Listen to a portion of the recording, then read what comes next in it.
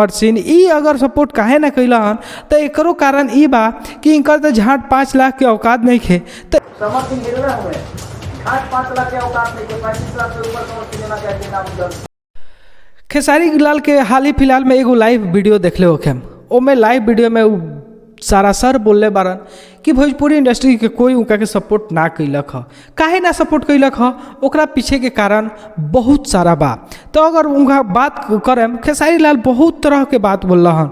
वो कहला हन कि ना बड़ा कलाकार कोई हमारा सपोर्ट कैलक ह, ना ही जूनियर कलाकार कोई सपोर्ट कैलक ह। तो कुल मिला के ना सीनियर ना जूनियर। वो कारण का बा? तो कारण आज हम बताएं रउरा के।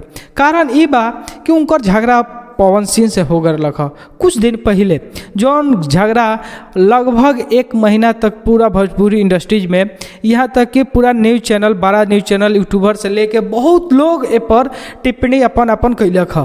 तो ऊपर बात भइल कि खेसारी लाल के सपोर्ट या कुछ मदद करी या सांत्वना करी या सपोर्ट करी, कुछ ना कैला हन पवन सिंह।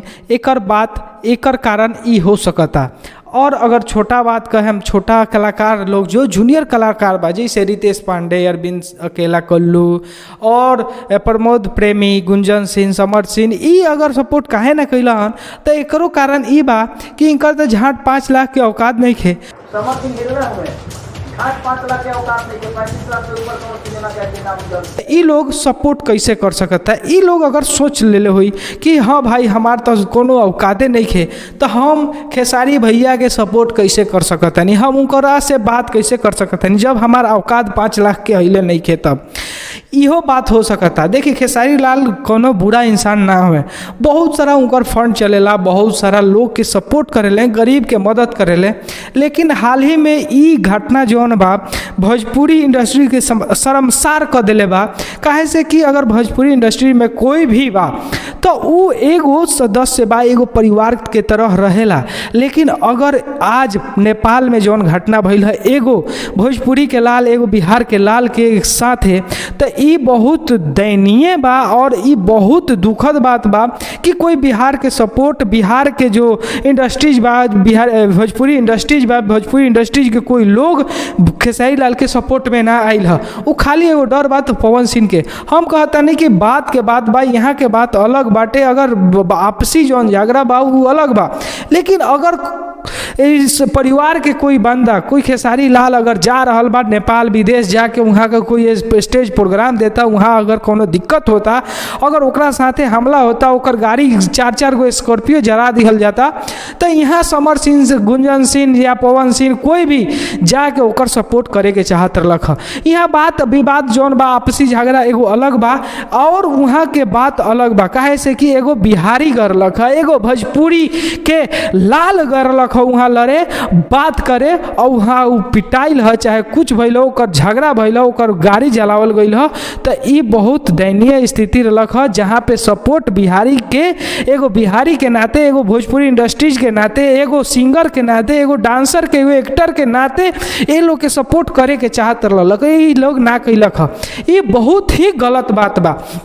ठीक बा झगड़ा भरलक, ठीक बा उ कुछ बोले रहा, लेकिन कोई के जान से ज़्यादा कोनो चीज़ तो ना होला जी।